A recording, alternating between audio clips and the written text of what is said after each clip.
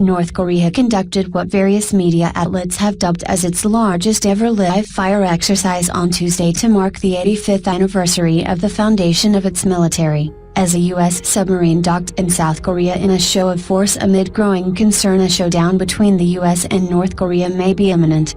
The port call by the USS Michigan, first reported by Reuters, came as the USS Carl Vinson carrier group steamed toward Korean waters and is expected to arrive over the next 24 hours, while top envoys for North Korea policy from South Korea, Japan and the United States met in Tokyo. The nuclear-powered submarine the USS Michigan, which arrived in the South Korean port of Pusan, is built to carry and launch ballistic missiles and Tomahawk cruise missiles. Some have speculated that North Korea would conduct another nuclear test or a long-range missile launch in defiance of UN sanctions, perhaps on the Tuesday anniversary of the founding of its military. However, the absence of such an event has led to speculation Trump's hardline tactics, together with pressure from China, may have paid off. So far, instead of a nuclear test or big missile launch, North Korea deployed a large number of long-range artillery units in the region of Wonsan on its east coast for a live-fire drill, South Korea's military said. North Korea has an airbase in Wonsan and missiles have also been tested there. North Korea is conducting a large-scale firing drill in Wonsan areas this afternoon, the South's Office of Joint Chiefs of Staff said in a statement. The South Korean military was monitoring the situation and firmly maintaining readiness, it said. The South's Yonhap news agency said earlier the exercise was possibly supervised by North Korean leader Kim Jong-Un. Meanwhile, North Korea's state media maintained its jawboning and was defiant in a commentary marking the 85th anniversary of the foundation of the Korean People's Army, saying its military was prepared to bring to closure the history of U.S. scheming and nuclear blackmail. There is no limit to the strike power of the People's Army armed with our style of cutting-edge military equipment including various precision and miniaturized nuclear weapons and submarine-launched ballistic missiles, the official Rodong Sinmun newspaper said in a front-page editorial. Further adding to the pressure on its northern neighbor, South Korea's Navy said it was conducting a live-fire exercise with U.S. destroyers in waters west of the Korean peninsula and would soon join the carrier strike group approaching the region. China, North Korea's sole major ally which nevertheless objects to its weapons development, has repeatedly called for calm, and its envoy for Korean affairs, Woo Da-I, was in Tokyo on Tuesday.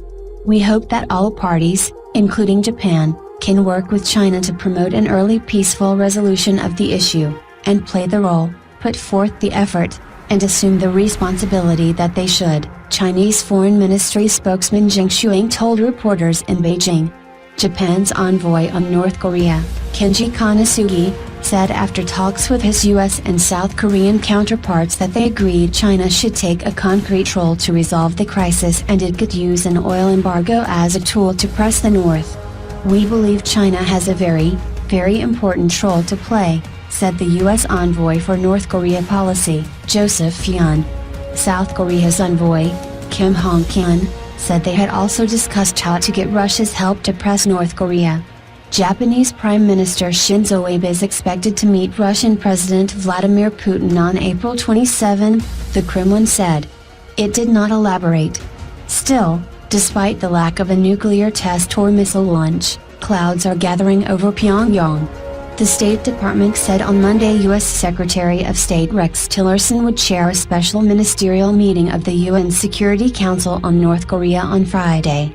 Tillerson, along with Defense Secretary Jim Mattis, Director of National Intelligence Dan Coats and Joint Chiefs Chairman General Joseph Dunford, would also hold a rare briefing for the entire U.S. Senate on North Korea on Wednesday, Senate aides said. A North Korean Foreign Ministry spokesman said those meetings called by U.S. officials clearly reflected the U.S. pressure that could ignite a full-out war on the Korean peninsula. The reality of today again proves the decision to strengthen nuclear power in quality and quantity under the banner of pursuing economic development in nuclear power was the correct one, the unidentified spokesman said in a statement issued by the North's state media.